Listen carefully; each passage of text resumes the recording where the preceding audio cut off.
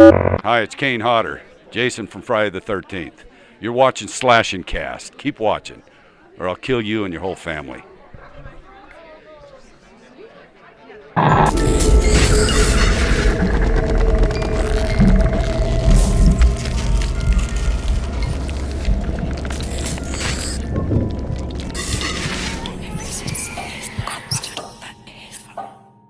What's going on, horror fans? Welcome to another episode of Slash and Cast. My name is Riley, and that is Nick. And today we got a whole bunch of news, primarily relating to Friday the 13th and, Friday the 13th, the game in general.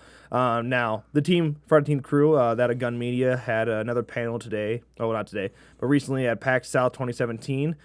We saw a few changes that from the beta. Now, the flare gun and like the firecrackers, we had no idea there was very little benefits that came from them. They were useless. Pretty much. And so now the flare gun can now be shot at Jason instead of just being shot directly into the air. But you must shoot at his head in order for him to be stunned for a few seconds. It's a good amount of time. Yeah. They were button mashing A to break free from it, and it was 15 seconds. Right. Which is good. But if you miss, you are stunned. And as we saw, it was at least 5 seconds, and Jason just morphed to her and grabbed her. Right. So I don't know if that's what it's going to be, if they're going to change that up a little bit. Honestly, it seems pretty fair, pretty balanced. Yeah. Yeah, I'd say so. I mean, we knew that Jason was supposed to be OP, so it makes sense. Like, you want to risk shooting the flare gun at him, that's your problem. I do hope that the stun is not 15 seconds. Like, we counted out Jason's stun, and it was 15 seconds. I hope it's not as long for the camp counselor. But I think it's fair for them to be stunned, I guess. Yeah. Firecrackers now can be thrown to the ground and stun Jason for a long period of time. It will be nerfed in the final game due to the stun being too long. But what we saw at the panel, it was a good amount of time. Yeah, it was at least 7 seconds, I would say. Yeah. But yeah, it's good that there's not anything pointless anymore. Yeah. I was so confused on what to do with those things. I was like, am I supposed to be doing something more productive with these? The noise makers was just for noise so that, Jason could see the red. The flare gun did nothing. It really did nothing. Yeah. I don't know. I thought it was supposed to help with the cops or something. It really just didn't make any sense at that point. Now, as for Jason's abilities, the rage mode, which was definitely the coolest thing to have Jason, was the longest one that took to build up. It now automatically activates, so you don't have to trigger it yourself. And on top of that, rage mode no longer takes a slot in your ability wheel at all. So they're adding something new there instead, which they have not revealed what it is yet. So Jason in the final game will have a whole new ability that we haven't seen yet. So that's pretty cool. Yeah. And it's cool that rage mode activates right away anyway, because there's really no reason not to activate it right away. It's not right away. It's definitely with it like after 5 minutes or so. Probably maybe even after you kill someone the first time, then it finally activates. Right. It's still got to build up, but once it's actually there, you keep it. Yes. It's automatic. Yeah. Which is, I think that's a good thing to add into the game. It was no reason to call it in yourself, honestly. Now, as for, we talked about Part 6 Jason having the ability to throw darts, the darts he carries in Part 6. Now, if we're understanding correctly, it looks like all Jasons will be able to throw darts and or throwing knives in general. But they're talking and discussing the idea of having Part 6 Jason be the only one who will spawn with them at the beginning of the match, and his might do more damage. So that would be interesting, which makes complete sense. We've seen Jason throw things a few times, like including like Part 3 Jason, but Part 6 was the only one that really carried that all the time. So it does make more sense for him to have more damage and to have them on him all the time, of course. Now, for the radio now makes more noise while Jason is using his sense ability, which of course makes sense. The house just flashes in red, and it'll draw Jason to it because it's the same thing as showing as a counselor is in the house making noise. Right. So yeah, that's good, and it's kind of more realistic, but I mean, of course, not realistic, but it's making more noise. It's drawing more of his attention. And right. That makes sense. Yeah, I think it makes complete sense to me, and that's one of the key parts as a counselor of the game. So it does make sense that Jason will be able to track that down. Now, we did talk about recently in our last episode of Slash and Cast, or last news episode of Slash and Cast, that the Part 8 Jason concept art was released. Now, we didn't get an in-game look at that time, but at PAX South, we officially did get a look at what the in-game Part 8 Jason looks like. Now, here's a complete 360 model of him with the mask on and off, and it really does look pretty great. Now, we discussed last episode that we weren't sure if it would look good in-game because of how he has to look wet all the time. It looks fine. They did a good job. We did not get any in-game, of course. Actually gameplay of Part 8. But like when it happened with Part 6, it took a while to get that out. Yeah, so. well, they said that it takes 2 months to get a model done. And then that's hard. Now they got to put it with the mocap. It's not easy. Right. I mean, none of this is easy. Making a game is not easy. Right, yeah, and they go above and beyond to make these models look as great as they possibly can, and as you can see, they're doing a fantastic job of doing so. So, yeah, if it's not when the game is released, not a big deal. We can tag the update, and, of course, Part 6 is in there, so, yeah, it does look great. I'm glad they added so much detail, and the slime look does look fantastic. Now, another big reveal that came from PAX South, and we've been talking about forever, was Packanack Lodge was officially shown at the panel, and it does look, it's very accurate. I said this on Twitter when I first saw it. They were comparing it to the actual movie and what it looks like. It looks so good that I literally couldn't tell at first. I was like, all right, which one is real? Yeah. It looks great. Extremely detailed. And even the chairs that are on the side, the flowers on the side, all extremely accurate to the movie. Looks great. Yeah, as they explained, there was no floor plan. They had to go and watch the movies and pause and get the details, and then watch another few seconds, and then pause, get another angle to get all the angles. And from what we've seen, it looks great. Yeah, just the amount of dedication these guys have is unreal.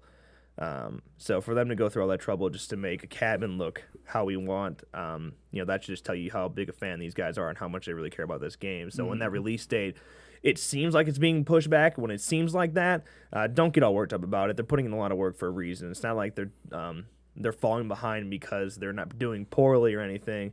It's because they're trying to make the best game possible. And I believe they said every time they add something in, they have to get another certification. Exactly. And that's what keeps taking so long for consoles, I believe. Yeah, it's consoles that is the issue. And when a console certifies something, you have to wait at least 30 days for it to be officially sold. So, we're at the earliest, we're looking at a March, maybe mid-March release.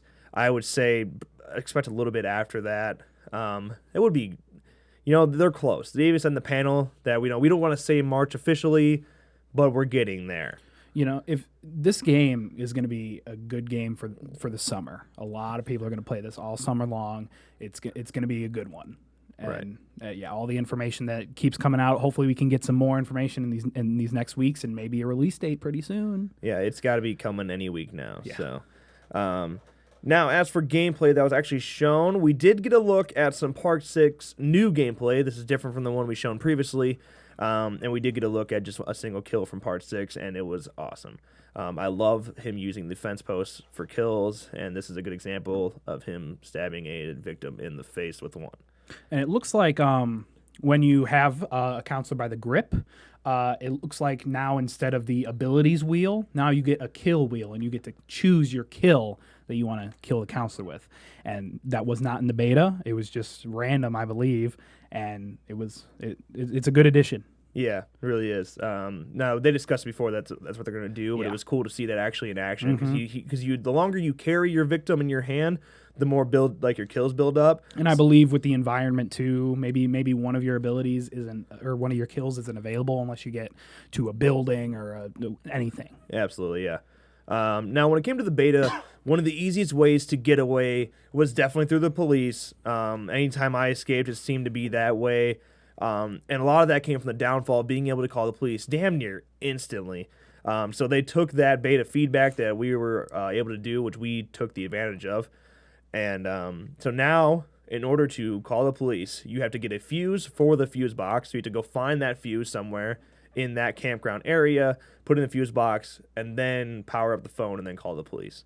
Now, they're saying that this definitely adds time to it, and they said there's times where they don't even find the fuse. So calling the police may be out of the question for some games, which would change everything. Yeah, great. Yeah, That's exactly what this game needed. Yeah, I mean, calling the police in the beta was just so easy. All the games pretty much ended or was half over, really, with half the guys taken with the police. Right. Yeah, it was like the first thing we discussed when we reviewed the beta was like, it was a little too easy to get away through the cops. But yeah, in general, Friday the 13th, the game looks like it's in good shape. And they're taking advantage of the feedback they got, adding some great things into it. And like I said, they're going over the top for this. So just be patient. You're going to get the game. It's going to be great. It's going to be a lot of fun. And that's because they took the time to make it great before releasing it, like other games that don't do that, But more Friday the 13th news, naturally. This one has to do with the movie. Now, although not a sequel, it has officially been titled Friday the 13th, Part 13, because this is the official 13th installment within the Friday the 13th franchise. Okay, that's fine. Not a sequel, but still being called a Part 13. It's also the first time we've heard a Friday the 13th film called Part something since Part 8. So that's cool. Now we also know that shooting will take place in Atlanta from March to May 2017. Now we've known that for a while, but where the news came in is that pre-production is officially underway in Conyers, Georgia, and a young Jason casting call has gone out, along with Jason's father, Elias' casting call. Now, there has been no casting call for adult Jason, okay? And now, I'm not saying there's a reason behind that, but all I'm saying, okay? That's all you need to know. All right. Quote from producer Brad Fuller. We've heard from Brad Fuller several times throughout this. I'm here to say that we found the location. We have found the lake. We have found the camp. We found an amazing script by Aaron Guzikowski, and Breck Eisner is directing the movie. The movie is shooting in early spring. Now, what was interesting when we got that casting call, young Jason, this is what the official casting call was. Male, Caucasian, 12 years old, only seeking identical twins with TV and film credits. Must be under 5 foot, no exceptions. Lengthy and awkward. A dark, ominous child who has severe psychological issues must have a very electric and expressive face. You will be painting the scene with your facial expressions. As his role does not speak, young Jason will grow into the psycho killer Jason. Supporting role must be Atlanta-based. That's the official casting call for young Jason. Twins? Yeah, what was interesting was the identical twin thing. It's pretty obvious to me that it's because of manual labor issues. I believe children can only work up to 6 hours a day. You're looking at 14 to 16-hour shooting days. Of course, they're going to need some breaks in there. So, yeah, that seems to me the I don't reason. think it's anything to do with, well, another thing could be, maybe Jason had a brother. Maybe the brother died first, something like that. I've heard going around. Unlikely. Yeah, that's absolutely unlikely. It could also be something where he's so mentally challenged that he's seeing himself and discussing with himself as a conscience type thing. That seems unlikely to me as well. It seems like a manual labor issue, and that's about it. Yeah. Now, Friday the 13th, the official franchise website revealed the recent casting calls for young Jason and his father, Elias. And now it's reporting that filmmakers are wanting Jason's iconic hockey mask in the style of the Friday the 13th Part 3. Okay, so that's the way we're going. In addition to that, we've also learned that Legacy Effects will be handling these special effects within the film. Now, this company was formed by artists who had been supervising project at Stan Winston's company before the effects legend passed away in 2008.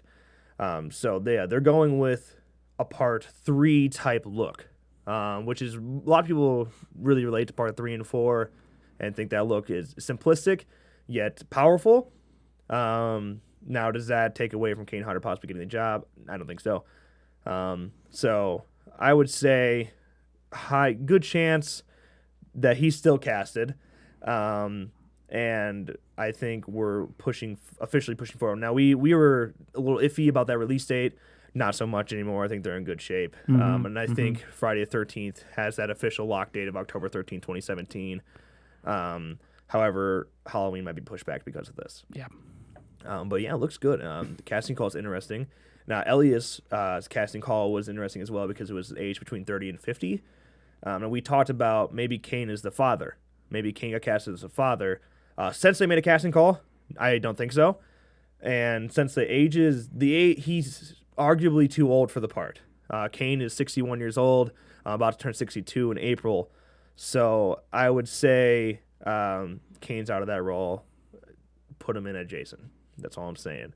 In other news, though, been going around like crazy on Facebook. There is a new documentary coming out starring Robert Englund and Robert Kurtzman. This is brought to you by Kurz Production Incorporated.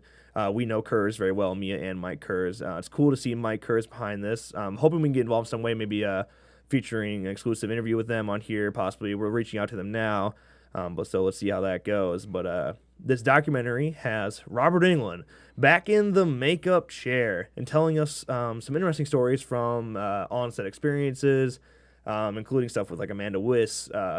So it's a simplistic documentary. It looks like it was. It's mostly going to be from Flashback Weekend when he went and he was all dressed up. Yeah, and he will be at Flashback Weekend this year. So we might see. Now they're not sure where it's premiering yet, but they said it will be in a film festival at a convention. Now that could be Flashback Weekend since Mia and Mike own Flashback Weekend in Chicago.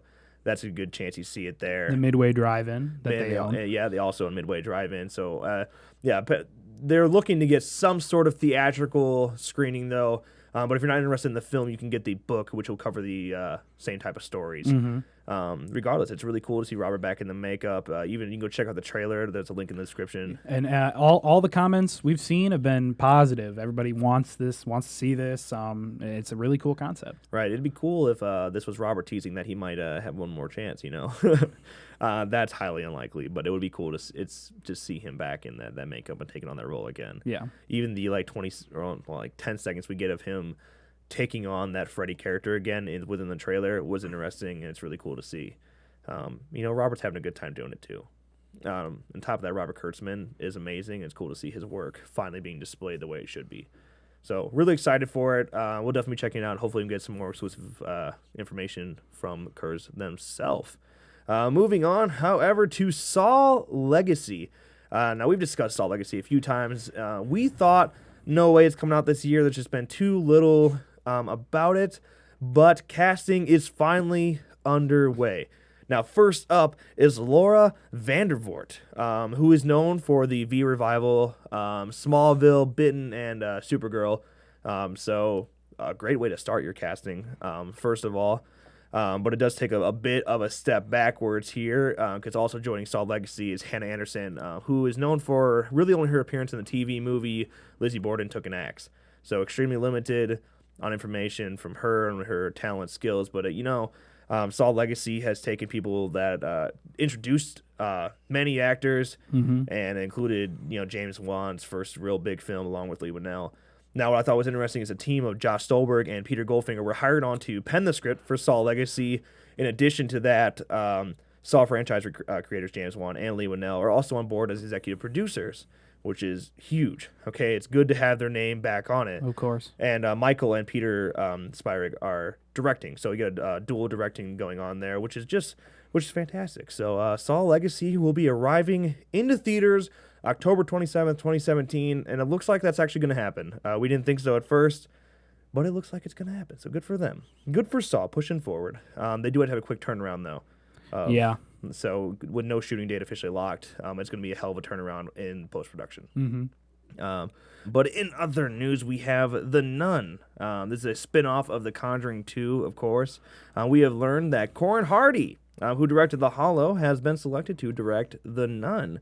Now, Hardy was previously chosen to direct the Crow remake, but that project was put on hold, and so his focus is officially on The Nun, which is fantastic news for horror fans. The screenplay for The Nun was written by James Wan himself, the director of The Conjuring and The Conjuring 2, and Gary Dauberman, and Wan and Peter Safran will serve as producers, which is great news as well. Mm-hmm. The nun character was played by Bonnie Aarons in The Conjuring 2. No word of whether or not she is returning to portray it in The Nun. But regardless, it's looking good. It's looking good. It makes me so much more confident when James Wan is on board to support the film, because then, he doesn't put his name on bad stuff. That's really all you need to know about James Wan. Yeah. So The Nun hopefully it's better than Annabelle at least. For God's sake, be better than Annabelle. Okay? That's all I'm asking for. Hashtag the nun. Make it happen. In other news, Bates Motel Season 5. We haven't talked about Bates Motel in a while, but I'm officially all caught up. So Season 5 is making me super excited. A new trailer has just arrived, which gives us a close look at what to expect for Season 5, and also gives us a fantastic look at Marion Crane, played by Rihanna. Now, I don't know how I feel about Rihanna being in the role. I have a lot of respect for Rihanna, okay? It just, being a fan of Psycho, Rihanna scares me a little bit. But regardless, I think it's going to be great. I'm super excited. Bates Motel could not be much better at this point. Season 4 leaves you in a place that is interesting, to say the least. Kind of ends in a way that catches you off guard. It kind of ends very abruptly. But, Norman is in a complete state of panic at this point in his life, and it's so cool to see it finally reaching the Psycho we know and love. Mm-hmm. Even in the minute trailer, you can start to see it was a really well done trailer in my opinion. Yep. We get our first look here. It also showed the end of season 4. To a degree, yeah. Yes. It's that trailer is full of spoilers. So heads up if you decide to go watch it. We get a look at some confrontation going on between him and the sheriff, of course, Sheriff Romero. So that's pretty much what the season's going to cover, is his conflict with Sheriff Romero and him becoming the Norman Bates we know in Psycho. But you should definitely go check it out. The series will begin airing its 5th and final season, February 20th on A&E. Go check it out. Bates Motel is fantastic. I'm glad they're not dragging it out. True. They're ending it where it needs to end, and no going back. As they should. Don't ruin the movie just to make a little more money from exactly. your show. But that'll be it from us. If you enjoyed this episode of Slash and Cast, make sure you drop a like and subscribe to our channel for more videos like this one. And make sure you go check out our other YouTube channel, youtube.com/RJ Productions Extras. There you'll find the home of the MWM project. It's been on hold for a while, but there are past episodes there that you guys can check out. And if you really want to keep up to date, you can go over to our Facebook at facebook.com/RJL Productions and twitter.com/RGL_Productions. We post everything there. Easy to keep up. Drop some likes on our stuff. We appreciate it. And if you really want to keep up, you can head over to our website at rjproductions.net. There you can join our email notification list. It's as simple as typing an email and clicking notify me. Then you'll get emails from me personally saying, hey, here's a video, go watch it. Drop a like, comment, favorite it. That's what we want from you. But with all that being said, though, thank you guys so much for watching, and we'll see you next time.